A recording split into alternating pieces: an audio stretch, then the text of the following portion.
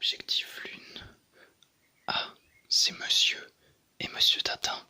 Ah, que je suis heureux de les revoir. Bonjour mon brave Nestor. Alors monsieur va bien? Et monsieur a-t-il fait bon voyage? Tout va bien Nestor.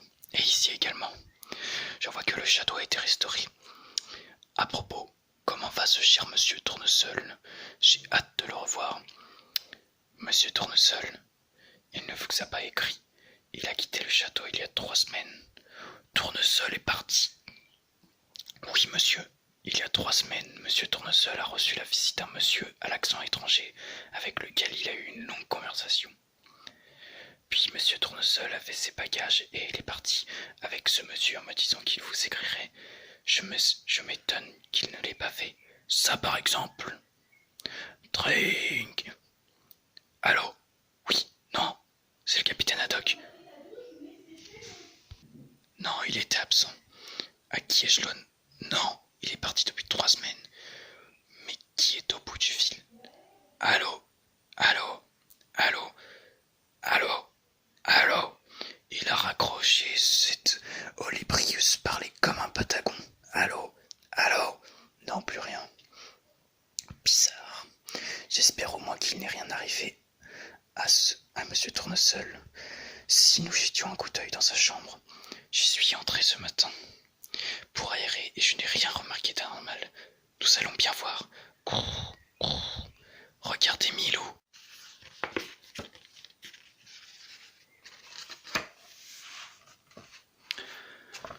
Attention. Grrr. Milou. Ici Milou. Ding, ding, ding. Non, il n'y a rien d'anormal dans sa chambre. Qu'est-ce que c'est, Nestor? Un télégramme pour vous, monsieur. Pour moi, comment sait-on déjà que je suis rentré? En Sildavie. Tournesol est en Sildavie. Qu'est-il allé faire là-bas, ce soif de Tournesol? Bizarre en effet. Et il nous demande de le rejoindre. Nous y allons. D'accord, Nestor, inutile de monter nos bagages, nous repartons immédiatement. Et 2 jours plus tard. Vous avez lu cette brochure, Sildavie? Charmant pays. Ils exportent de l'eau minérale, ces empoisonneurs. Mais dites-moi, vous avez l'air préoccupé, quelque chose qui ne va pas. Je pense qu'il avait promis de nous écrire et qu'il ne l'a pas fait. Il nous a télégraphé, cela revient même. Je ne trouve pas qu'il nous prouve que le télégramme était de lui. Et puis rappelez-vous de ce mystérieux coup de téléphone. On aurait voulu nous éloigner du château qu'on n'aurait pas agi autrement. C'est vrai, mille abords. Je n'y avais pas songé. Décidément, c'est un fameux phénomène, ce monsieur Tournesol. Votre whisky, monsieur. Ah, merci, mademoiselle. Halte malheureuse, pas ça. Qu'allez-vous faire? Pas une goutte de cet infect eau minérale dans mon whisky, mademoiselle. 2 heures plus tard. Clau, mesdames et messieurs, veuillez attacher votre ceinture. Je me demande si Tournesol sera venu nous attendre. Non, je ne le vois nulle part, il a cependant... Non, je le vois nulle part, il a cependant dû recevoir notre télégramme. Ben, nous reverrons bien en attendant, voici la douane. Rien à clair, capitaine, moi, rien du tout. Et ça, alcool, beaucoup d'alcool, payé droit d'entrée, mon monsieur, ici en Sildavie, toujours au minéral. 860 corps de droit d'entrée. Bande de pirates. Au cours du change, ça fait... Curieux, je ne vois pas Tournesol. Passeport, s'il vous plaît. Ah, vous... Capitaine Haddock, et lui, Tintin. Oui. Ami de vous, pas pu venir lui envoyer Otto, vous venir avec moi. À Tournesol nous envoyer une voiture. Ça, c'est gentil. C'est bien, nous vous suivons. Un instant nos bagages. Déjà dans Otto, monsieur. Regarde bien ces deux-là. Ils vont rejoindre le mammouth. Tu vois là, c'est beau. A déjà mis le grappin dessus.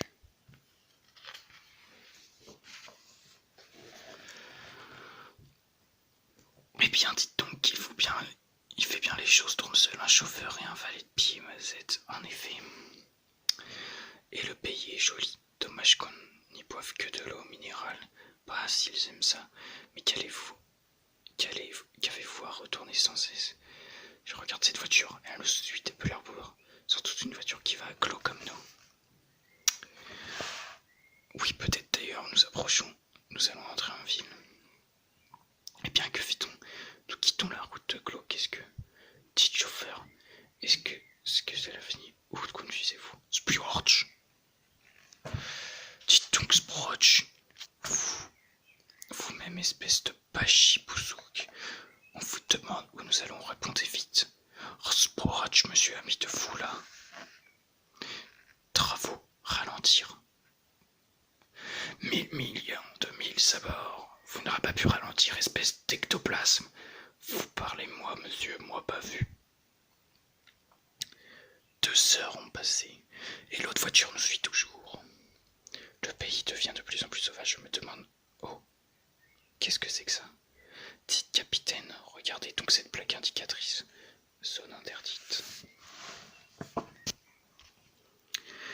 J'ai soif, mille abords, je vais aller boire un verre et en même temps, je verrai ce que c'est que cette voiture qui nous suit. Oh, halt, il y a une tiescouf plové. Comment c'est comme ça qu'on accueille les touristes dans ce tonnerre de Brest, pays de buveurs d'eau minérale? J'ai soif, tonnerre de Brest. Soif, compris. Non, I am thirsty, cossier sec, mille sabords, boire, drink, Ah, toast. Vladimir, on se flaque Ah, il a compris pas trop tôt. De l'eau minérale, 1000 millions de mille sabords, et vous croyez que je vais boire une seule goutte de ce liquide nauséabond? Cornichon, pirate, espèce de logarithme, ectoplasme, sapajou, ça se croit gendarme, mais ça ne sait même pas déboucher proprement une bouteille. Capitaine, venez, nous repartons. Bande de canaques. Et une demi-heure plus tard. Oh, capitaine, regardez, un hélicoptère.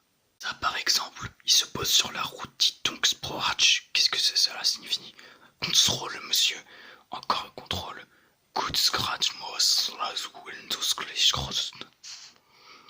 Eh bien, c'est la première fois que je vois ça, c'est inouï. Ça, au moins, c'est du contrôle volant.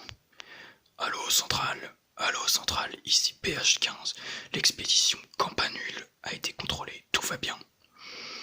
Mais qu'est-ce que c'est que toutes ces histoires de contrôle? Où sommes-nous? Et où nous emmène-t-on? Je me le demande. Oh, une villa. Dites-moi, Sproch, c'est la capitale de notre ami Tournesol? Oui, monsieur.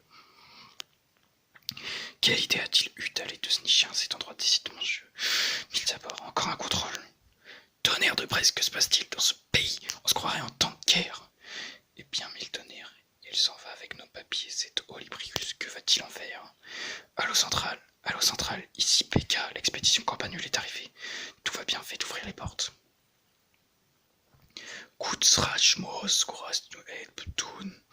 Ah, ça va, on peut y aller. Good. Eh bien, mille sabords, que fait-on? Nous entrons directement au garage. Drôle d'accueil.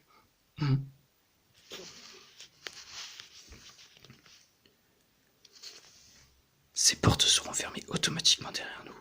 Et là, devant nous s'ouvrent automatiquement d'autres portes. Messieurs, vous êtes arrivés.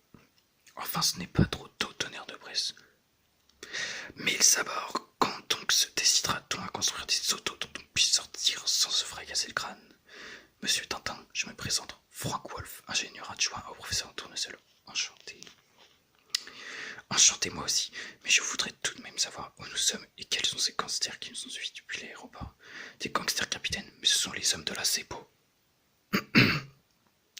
La CEPO? Quelle espèce d'animal est cela, la CEPO? Vous allez le savoir, capitaine, le professeur Tournesol vous expliquera tout cela. Venez, il nous attend. C'est au 5e, nous allons prendre l'ascenseur. Passez, messieurs, je vous prie. Moi. Oh, pardon, je n'avais pas remarqué votre chien. Voilà, nous y sommes. C'est ici que travaille le professeur Tournesol. Oh. Donc. Eh bien quoi, qu'est-ce qui... Ce cher capitaine Haddock, dans mes bras, mon vieil ami. Donc... Oh, excuse-moi, j'avais complètement oublié mon casque. Un nouveau modèle en plexiglas dont nous étions en train d'éprouver la solidité. Eh bien, mille sabords, il est solide, croyez-moi. Un casque en plexiglas, pourquoi faire? Non, pas du verre, du plexiglas. Oui, bien sûr, mais à pourquoi est-il destiné ce casque complexidal? Bien sûr, un instant, vous permettez. Vous disiez, vous employez un gommé acoustique à présent. Pourquoi pas? Plutôt un de ces petits appareils qui se placent à l'oreille et qui ne se remarquent presque pas. Oui, je vois ce que vous voulez dire, mais ces appareils-là, c'est que pour les sourds. Moi, ce n'est pas. Moi, n'est-ce pas, je suis seulement un peu dur d'une oreille. En tout cas, monsieur dur d'oreille, il y aura une question à laquelle j'aimerais bien qu'on me réponde. Enfin, où sommes-nous? Ah, monsieur Wolf nous a pas mis au courant. Eh bien, je vais vous expliquer. Pendant ce temps-là, à Clos. Bref, nous ne sommes pas très intéressés. Le mammouth travaille, nous le savons. Mais où en est-il exactement? Mystère. Le seul document précis que nous savons, que nous sommes parvenus à nous procurer, c'est la liste complète du personnel employé au grand magasin. Notre agent K27, qui est au ministère, a réussi à le photographier sur microfilm. Voici cette liste. Eh bien, mon cher baron, le K27 n'a pas perdu son temps. Venez par ici, je vais vous montrer quelque chose. Eh bien, qu'en pensez-vous? Qu'est-ce que c'est que ça? Ça, capitaine, c'est une partie seulement des installations du centre de recherche atomique de Sproge, un centre de recherche atomique dans ce pays de Zulu. Et oui, il y a 4 ans, on a découvert dans le massif montagneux des Smilfats, c'est-à-dire ici même, en riche glissement d'uranium. Aussitôt, le gouvernement Sildav a repris la création d'un centre de recherche atomique. Mais asseyons-nous, vous prendrez bien un petit porto, capitaine. On a fait appel à des savants de différents pays spécialistes en physique nucléaire et les travaux ont commencé. Il va de soi que ces travaux recherche sont exclusivement orientés dans un sens humanitaire.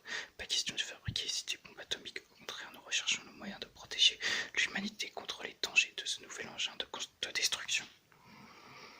Quant à moi, le gouvernement Sildav m'a invité à venir travailler ici et l'on m'a confié à la direction de la section astronautique, domaine qui m'était le plus familier. J'étais intelligemment secondé par l'ingénieur Frank Wolf que vous avez vu tout à l'heure et je suis en train de terminer les plans d'une fusée à propulsion atomique à bord de laquelle je compte m'embarquer pour aller sur la Lune. Sur la Lune, se montant le sol, sur la Lune. Quel phénomène vous faites? Sur la Lune, elle est bien bonne. Sur la Lune, vous ne doutez de rien, vous. Sur la Lune, alors que vous êtes déjà si souvent dans la Lune. Il y a bien longtemps que je n'ai plus ri de si bon cœur sur la Lune, et il ne nous déclare cela de plus sérieusement du monde. Vieux farceur, va vous outrancer. Messieurs, la Lune en voiture, partons en fusée, car vous prendrez bien des passagers, j'espère. Mais naturellement, pourquoi vous croyez que je vous ai demandé de venir me rejoindre?